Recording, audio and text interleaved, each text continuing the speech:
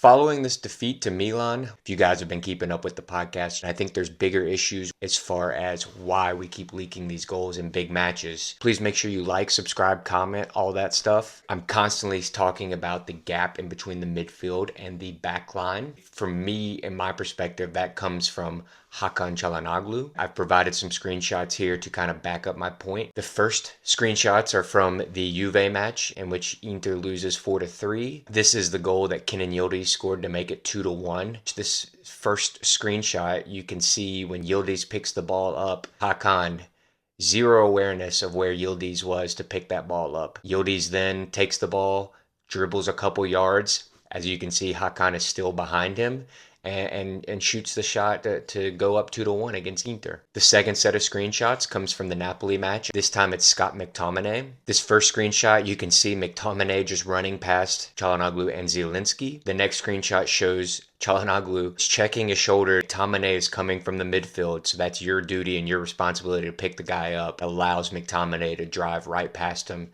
to eventually score the goal to make it 2-1. And then the next three screenshots are from this Milan derby. As you can see in this first screenshot, Hakan goes for a challenge against Modric and loses out that 50-50 challenge. By losing out in the second screenshot, you can see that allows Rabiot to get in behind Hakan in that position that Hakan should be in. That ultimately leads to a chance for Bartosagi in the 16th minute. This second screenshot from the Milan game is in the 44th minute, in which Pulisic had a big chance to make it 1-0. As you can see, Çalhanoğlu in this first screenshot has no idea where Pulisic is in behind him in that space that Hakan should be protecting. In the second screenshot, you can see Hakan, for whatever reason, trying to step to Rabiot. And again, Pulisic, you can see right behind him, which is where he picks the ball up and drives towards the back line. And then obviously the goal for Milan. But if you look, when he goes to trap the ball in his chest, that's a good 5 to 7 yards in between him and Fofana there. As a professional player, you can't lose the ball, especially in the center of the park, when you have that much distance between you and the opposition. It's unacceptable. The second screenshot, you can see when he loses the ball,